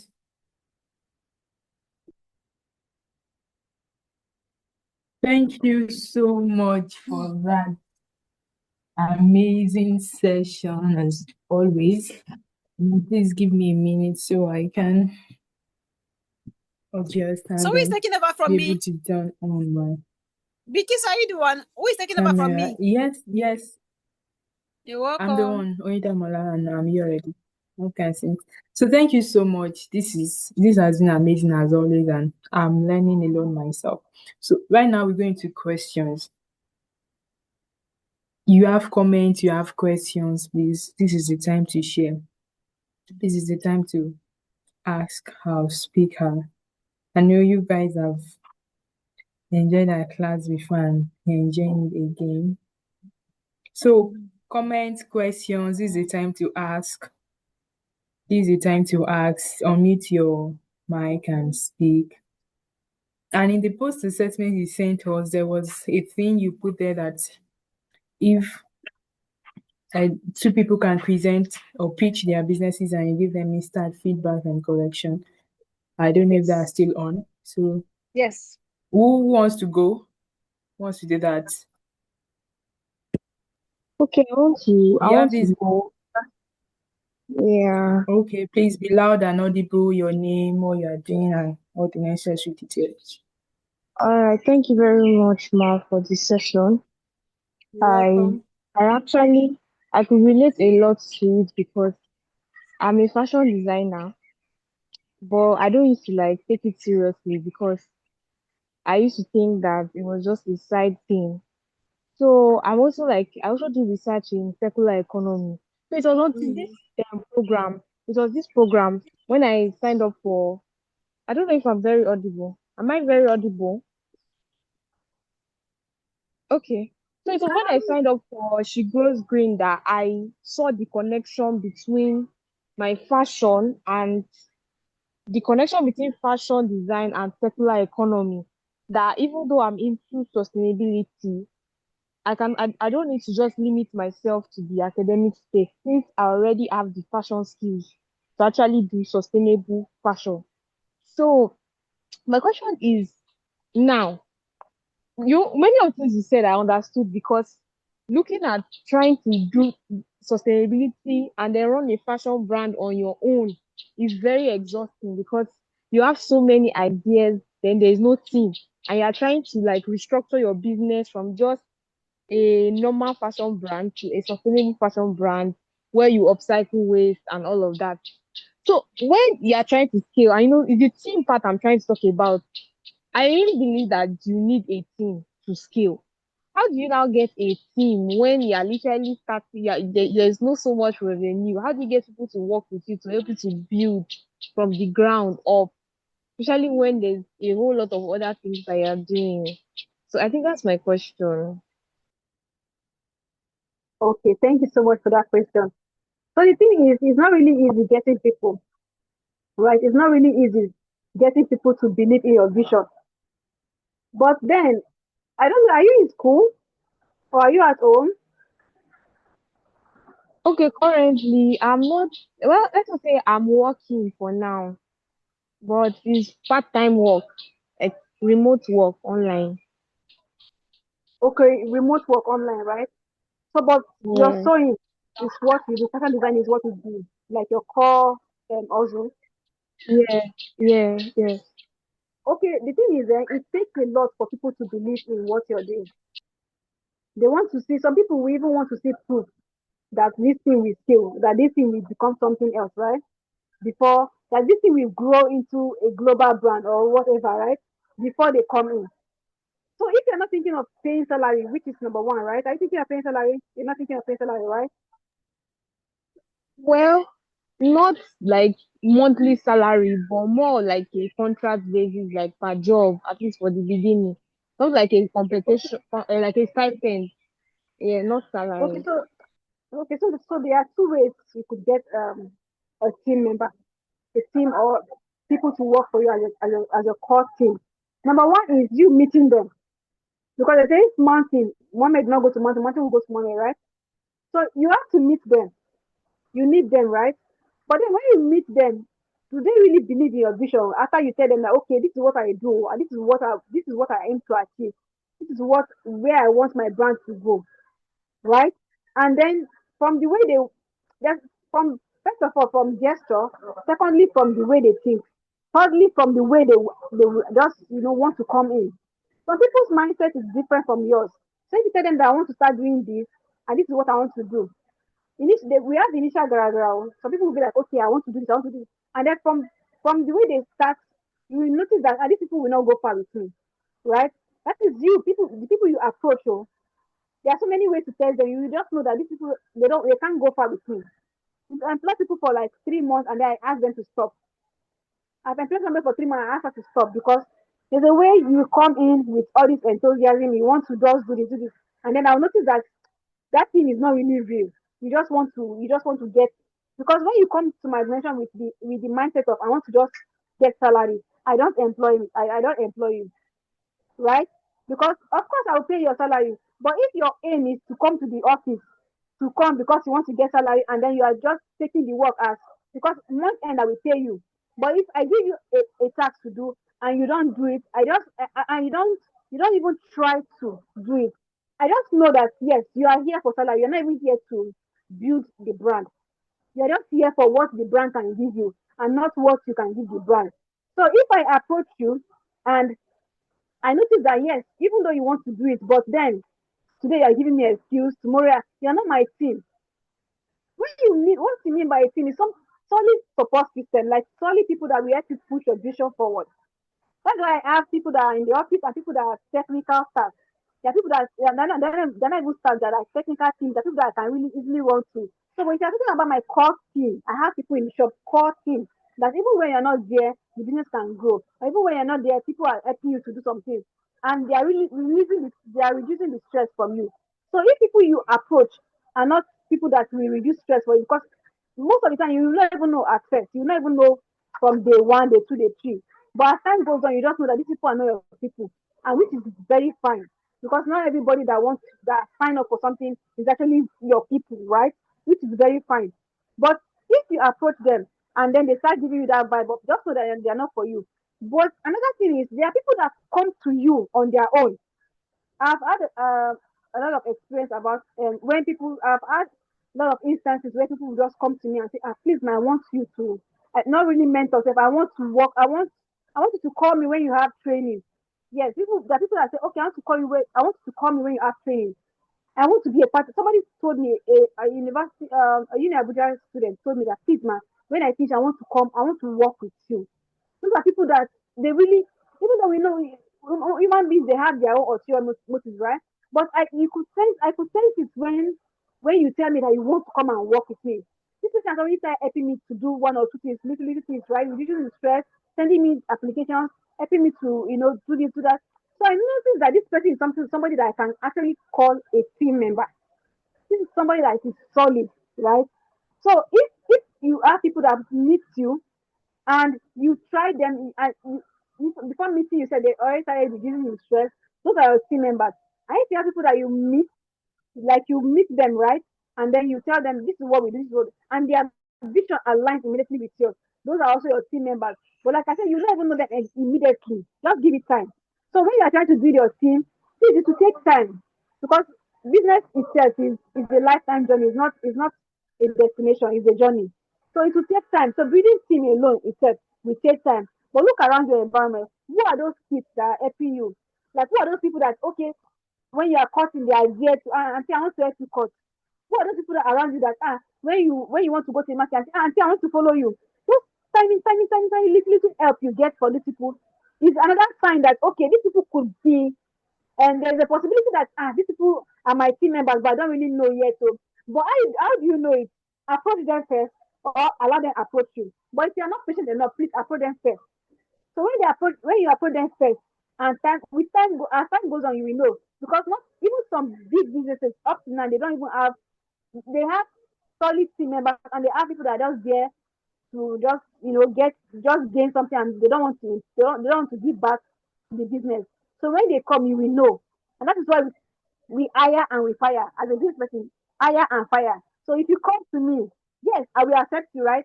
But if your vision, or if you are not doing, and if what you are doing is not helping us to go, I will fire you. I will allow you to go. So getting a team member, it will take time, but please just give it time. Be patient with it. It will take time, but give it time.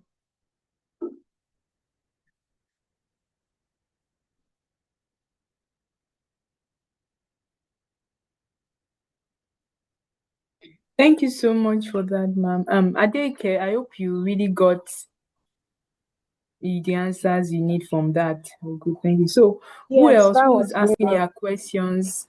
And then the pitch is still on. Are there no business owners in this class, or people who are because time is They, going and we have to really wrap they this all up. have So, money. Oh. Please, if you come and invest, so if you have money, if you don't want to talk, share the money now. yeah, Joy Girl, please go ahead.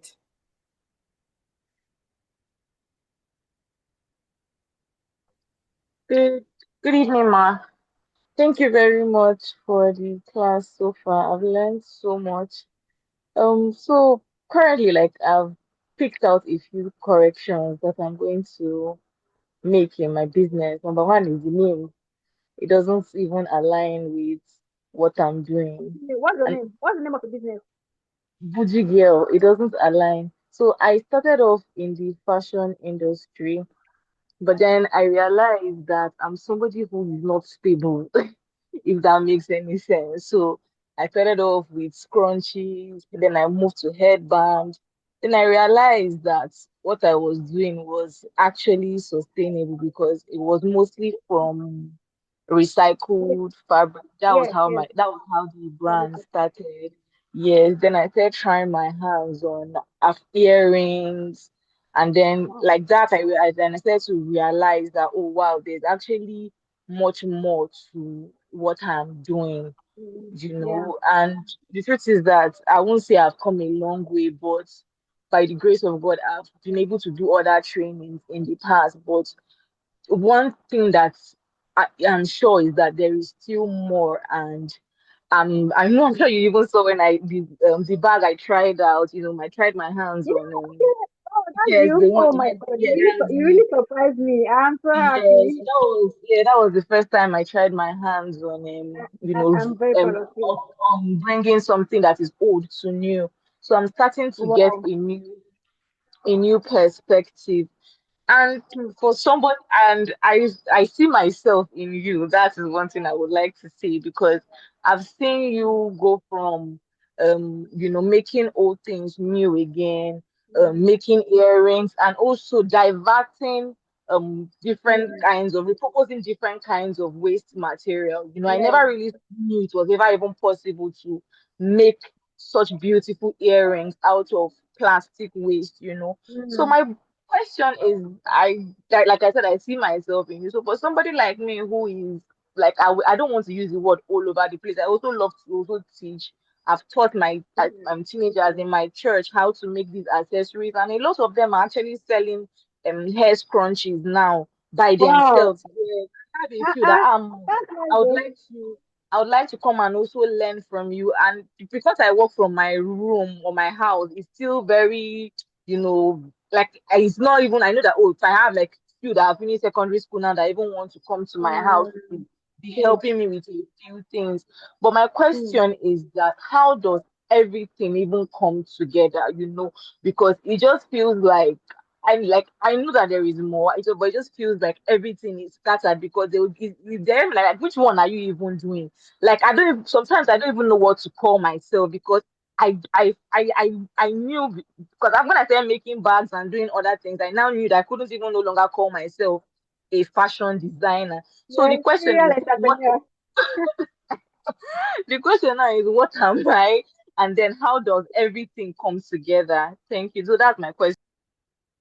Yeah, a social entrepreneur, but you could also say you're a serial entrepreneur because you do a lot, right? But then, you know what a niche is? Niche. Yes, ma, I do. So you do clothes, you do this too, right? So which one in particular? Because I stopped doing clothes. I stopped doing clothes and focused more on the accessories. okay, okay, so and that means you are in line now. You're not doing a lot now because we were making clothes like two piece. We were doing a lot about clothes, and we were making clothes, right? We're doing more of clothes production, shoe, bags. But with time, we started narrowing it down to upcycling of bags and shoes. It's not like we are tired of doing clothes and this, right? But the thing is not trying to, it's not giving us what we want. We want to really stand out with something, right? But that thing is not giving us what we want. And me, I now felt okay. Why will I be? We still do clothes, like I said, right? But sewing lace, doing corset, doing this is another work on its own. And then coming down to upcycling, it takes hours to upcycle shoes. How many hours did it take you to upcycle that shoe in that bag? It took me, let me say, 9 hours to upcycle that bag. Yes, the whole day. The whole day. Because it doing everything alone. You can't do everything all together. It takes a lot. That is why we have people that like even the James Brown, right? They only do fashion designing, right? But we have people that do designing, like our team members, right? But what they know them with is fashion designing. She has team members that handle it, right? And then they also do all this surprise package and all of that. They have the exterior surprise or something like that. They also do this surprise party. How do they even call it? People that organize this thing event for people, and then they also do this gift of souvenirs. They do surprise souvenirs and all of that. So the thing is, they have fashion designing shop, right? They have a team, and the reason why they could combine that one with the gift shop is because they had people that were able to handle that one well, and then they saw that it's time for them to move to another one. So, but now you are doing this thing alone. If you are trying to do this, even as I'm looking at myself, like we don't really have that team to handle some things yet. That is why we need to reduce some of these things. So if you are seeing yourself as okay, is let me be pepper, let me be salt, and then you try to do this today, you will lose your shine. The reason why I say you will lose your shine is because you will not be giving people quality, and when people are not getting quality, there will be a problem. So it will divide your attention in such a way that you will be confused. It will confuse your brain. It will confuse your audience. It will confuse your. In fact, even your bank statement will be confused. Today you are buying pepper for restaurant. Tomorrow you are buying thread for clothes. It will confuse a lot. So in order for you to be able to stand well, please, if you don't have a team yet, pick a niche. This hustling thing, we need to do it with sense. So please, you need to do it with wisdom. I mean to say, pick a niche. Pick something that where you know that is your strength. In fact, I used to see myself as somebody that can do can do everything. I used to see myself like that. I want to do everything. I can do everything. Ask me, Blessing, can you do this? I say yes. I used to plait hair before now. I used to when I was plating, I used to carve eyebrow. I used to plait hair. I used to do small light makeup for people. With time, I now ask myself which one you want to do, because of course that stage I was all this hungry stage. I won't just make money. I'm hungry, they worry me. I want might just play air, get money. Might do bad, get money. Might do once time goes on, please. You don't need that torture. For me, it's torture. You don't need that torture, please. It's okay. I know somebody that makes only earrings. This lady makes only Ankara earrings and she is fine. It's okay to tell yourself, this is the area I want to do. I'm not saying you can't be doing this in small, small, but if you allow the other things to overwhelm you, because we still do clothes, right? But we just do it small, small. Okay, so that when we go out for exhibitions, there's some people that will tell us that okay, we want to do you have trouser? I wish I can make trouser with this earring so that it will match. That was a need we saw, right? And then how did we address that need? We started making trouser that we match with earrings. We started making this thing smoky top that we match with earrings. Those are the small small things we started doing so that people will at least will have varieties, right? Because we're a fashion brand, so anything fashion. But that does not mean that tomorrow we'll not start saying we want to start doing corset. Corset is another work on its own. We'll not be doing corset, be doing lace, tooth To sew lace is another work. You will need to be careful with the needle. You will need to remove the stones and all of. It's another work on its own. So I never told myself, please, I did not come to this life to kill myself. Because at the bottom line is that if you are doing business and then using that same money to treat yourself when you are sick, if you are doing business and then that one is like you are ugly backward. There's ugly backward and ugly forward. So if doing a lot is dragging you backward, you're not doing the right thing. It will look as if it's the right thing. But when you go and meet a counselor, or they will ask you, what are you doing? Your health will deteriorate. Your health will start giving you issues. It's because of this work I had ulcer, because I didn't have ulcer before. I was looking fatter than this, but business won't shrink me. Business, in fact, I know I'm not tall, oh, but business started making me fatter because it's the way you overstretch yourself, even your glow. You know, in fact, for a few weeks I rested, and my cheeks is already coming out. But if you want to do everything on your own, you will suffer. You will suffer, and you'll be getting peanuts because there are some people that will make one the product and they will sell because they focus well on that product and they will kill. And then you are there doing jack of all trades. You want to do this, do that, and at the end of the day, you're not doing anything. You can be productive and still not making money. You can be productive and still not scaling. Yeah, you're not moving, you're not growing. I'm also learning that part that it's not everything I can handle. If you call me for training and I cannot handle, I will tell you peacefully. But now, thankfully, I have staff. When I was at the villa, because we had 2 days program at the villa before the award, right? So when I was at the villa, one of my staff was in the office working, and then another one was because I had a 5 week training, and they already paid me 200K for that training for 5 days, and I didn't want to disappoint them. On Thursday, was yesterday, I was supposed to go for the training, but I had an invitation to attend the award night, right? So I needed to go for the award. That is where teamwork comes in, right? Then teamwork. Now, how did it help me? I assigned one of my girls to the training camp for her to help us participate in the training. I don't show her what to do. And she did it perfectly well. That shows that I don't even need to be there to do it. I had the opportunity of leaving Villa for 4 hours to rush down, but I told myself, I cannot kill myself. And getting access to Presidential Villa is not money. You don't see enter, come out, enter. If you even do come out, enter, they go come say you cannot be entering and going and coming to this as if and to Villa as if it's your father's house. So I have to tell myself, this is not my father's house, so I cannot go out because coming in, access to villa is another thing. And they are invited for an award, even though you have the card. But it could restrict you. Just going out or coming in, it will not look as if you are coming in with bomb. So I told myself I cannot go out. This is why I have 2 people in the shop. I have to send her to the school to the camp for the where they did their this thing, camping. I have to send her, please go there and do this thing. While somebody else was in the shop attending to customers, well, in fact, I was not around. She collected 3 bags. Only one person collected 3 bags. That means that it shows that I'm not supposed to be. I'm not. I am not. It's not a must that I must be here for business to go on. So even when you don't have a team, please try to manage things that you're doing. If not, you will break down. You will break down. So manage the things that you're doing. If not, even without a team, you can still manage it. Narrow down what you want to do. I'm good at this aspect. This is the aspect that is bringing me more money.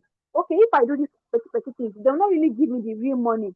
That is why when your mindset shifts from survivor to building an enterprise, you will not mind even if you are doing one product. You will not mind.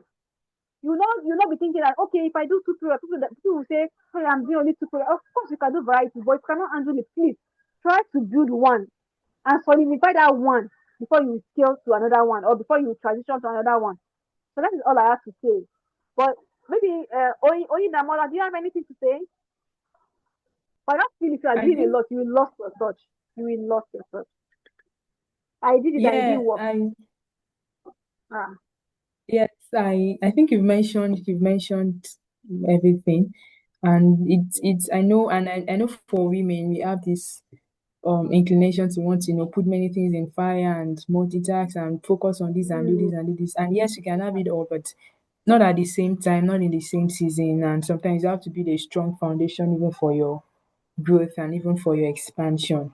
And it mm, might look like maybe in the years, in the starting years, maybe you're not doing a lot, but growing your roots, deepening, building that foundation. So when you are scaling it's like an explosion, but you've already been doing the work over the years.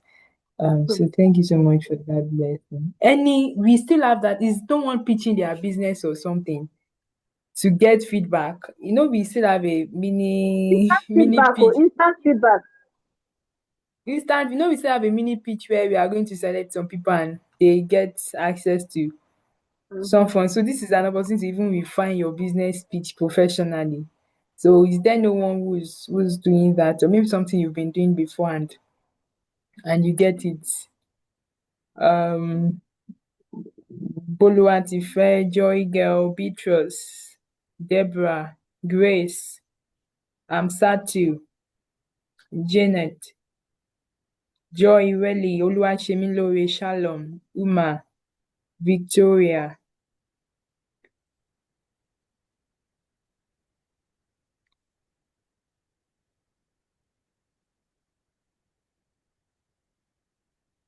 Anyone, any takers, any takers?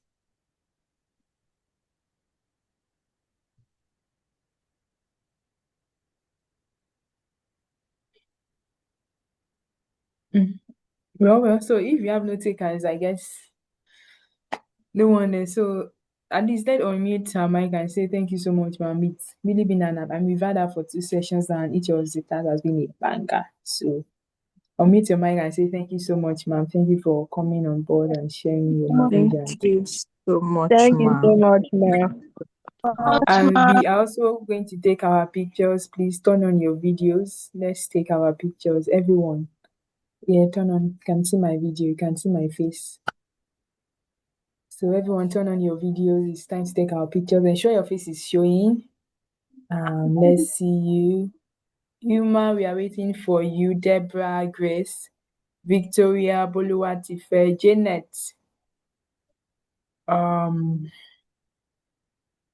Let's see your beautiful and lovely faces. Boluwatife, Janet, we are waiting for you. Joy, yes, okay, we can see Joy really now. Victoria, we can't see you. Okay, we can see Victoria now. Okay, we can see Deborah. Grace, we can't see you. We can see Boluwatife, we are waiting for you. Janet, we are still waiting for you. Janet and Grace, we are waiting for you. Let's see everyone.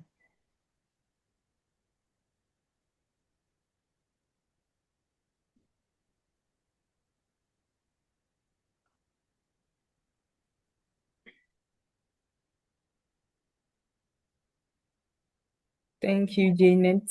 We can see you. Grace, Grace is okay. So please, everyone, hold on. Let's take the photo now.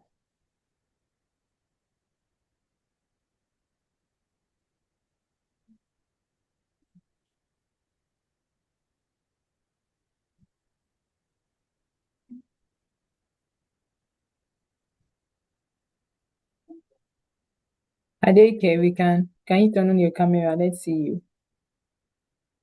Let's take a photo.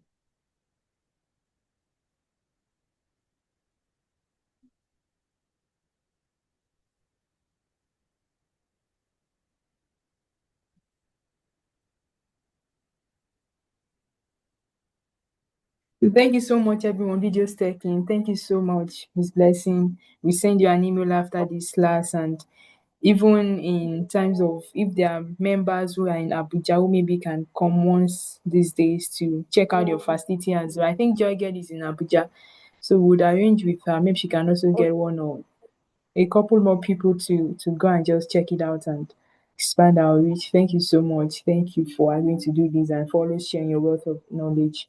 We'll definitely reach out to you after the class, please.